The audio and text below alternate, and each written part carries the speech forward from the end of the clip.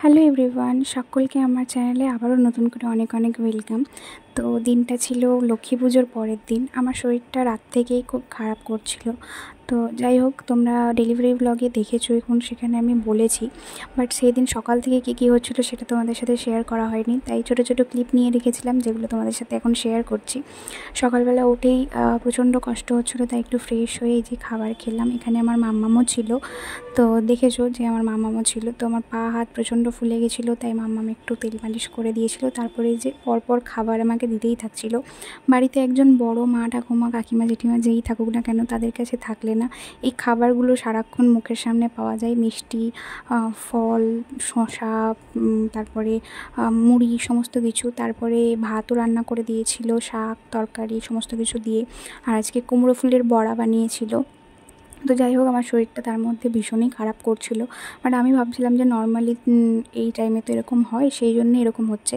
But দুপুরের খাওয়া দাওয়া করার পর শুয়ে পড়েছিলাম, তারপরে না প্রচণ্ড শরীরটা খারাপ করছিল। তো বিকেলবেলায় যে 1 কাপ গরম দুধ দিল মাম্মাম, সেটাই আমি খাচ্ছিলাম। আর মুখ চোখের হাল দেখে বুঝতেই পারছো যে কতটা কষ্ট হচ্ছিলো। তারপরে সন্ধ্যেবেলা আমি ডাক্তারকে ফোন করি এবং উনি আমাকে সন্ধ্যেবেলা আমার মুখ দেখেই বুঝতে পারছো যে কতটা কষ্ট হচ্ছিলো। তো আমি হঠাৎ করেই ভাবলাম যে সারাদিন এত কষ্ট পাচ্ছি, ডাক্তারকে একবার ফোনটা করি। তো যাই হোক, ডাক্তারকে ফোন করার পরে উনি আমাকে অ্যাডমিট হতে বলেন। আর আমাদের এদিকে বাড়িতে চাবি নিয়ে একটু প্রবলেম হয়ে গেছিলো। তারপরে আমি গিয়ে ফাইনালি ভর্তি হই এবং নেক্সট দিন আমাদের বেবি আমাদের কাছে চলে আসে। এবং এটা সিজারের পরে আমাকে যখন বেডে দিয়েছিল সেই টাইমের ভিডিও। এইভাবে ভিডিও করার মতন কারোর মানসিকতা মন মানসিকতা ছিল না, বাট যেটুকু পেরেছি ছোটো ছোটো ক্লিপ নিয়ে রেখেছিলাম, সেটাই তোমাদের সাথে শেয়ার করছি। এটা ছিল সিজারের পরে ফার্স্ট হাঁটার দিন।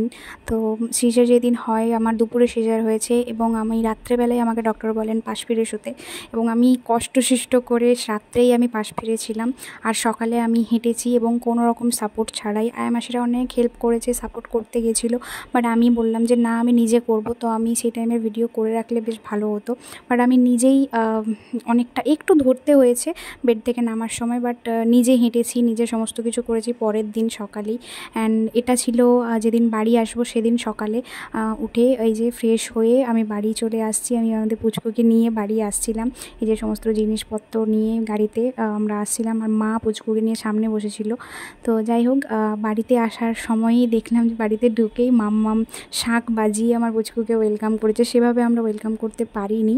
তো যাই হোক, সেটা আমাদের একটা মনোকষ্ট রয়ে গেছিলো। আর এই যে দেখতে পাচ্ছ, যেদিন আমরা বাড়ি ঢুকেছি তার পরের দিনেই সকালবেলা এই যে এনাদের হুজ্জুতি, মানে এত বাজে রকমের হুজ্জুতি করেছে। আমি ছোটো ছোটো মিনি ব্লগে তোমাদের সাথে শেয়ার করব যে কী লেভেলের হুজ্জুতিটা করেছে ওনারা, এবং ওনাদেরকে আমরা কি বলেছি বা ওনারা আমাদেরকে কি কি বলেছেন সমস্তটা তোমাদের সাথে শেয়ার করব।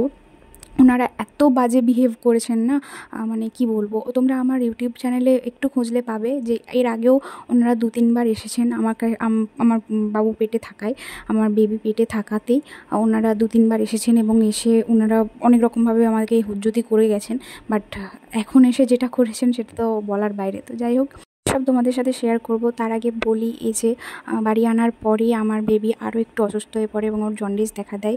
ডক্টর দেখানোর পরে তো ওকে লাইট দিতে বলেন, ফটোথেরাপি দিতে বলেন। তো এই যে আমি ওকে নিয়ে ফটোথেরাপি দিতে গিয়েছিলাম ডক্টরের কাছে। এবং আমি সকালে গিয়ে দেখতেই পাচ্ছ একদম রাত হয়ে গেছে, পুচকুকে নিয়ে গেছিলাম। বাট আমার বেবি একদম সুস্থ, ভীষণই ভালো ছিল, ওকে ছেড়েও দিয়েছিল। তো যাই হোক, আমরা বাড়ি চলে আসছিলাম। আমরা আসছিলাম টোটোতে আর বাবু আসছিল স্কুটিতে। তো আমি ভীষণ তাড়াতাড়ি রিকভারি করেছি, সেটার একটা কাহিনী আছে, আমি তোমাদের সাথে পরে কোনোভাবে শেয়ার করব। বাট আমি আমার বেবিকে নিয়ে সুস্থভাবে বাড়ি ফিরতে পেরেছি, এটাই আমার জন্য অনেক। আর কিছু চাই না। আমি নিজেও সুস্থ, আমার বেবিও সুস্থ, এটাই আমার কাছে অনেক, আর কিচ্ছু চাই না। আর এদিকে দেখো, প্রত্যেক দিন সকাল সন্ধ্যে বাপ বেটুর এরকমই কথা হতে থাকে। ও ওর বাবার কাছে, ওর দাদুর কাছে ও ভীষণ কমফোর্টেবলি থাকে। তো যাই হোক, এত কিছু বলছি, আমি তো বলিনি যে আমার কি বেবি হয়েছে। আমার বেবি বয় হয়েছে এবং আমি ভীষণ খুশি। বেবি গার্ল হলেও আমি ভীষণ খুশি হতাম। আর আমার প্রাণের টুকরো যেই এসেছে সেই আমার কাছে প্রাণের অংশ। তো যাই হোক, আমার বেবির জন্য অনেক অনেক ভালোবাসা দিও, আদর দিও, যাতে ওকে আমি ভালোভাবে মানুষ করতে পারি, বড় করতে পারি।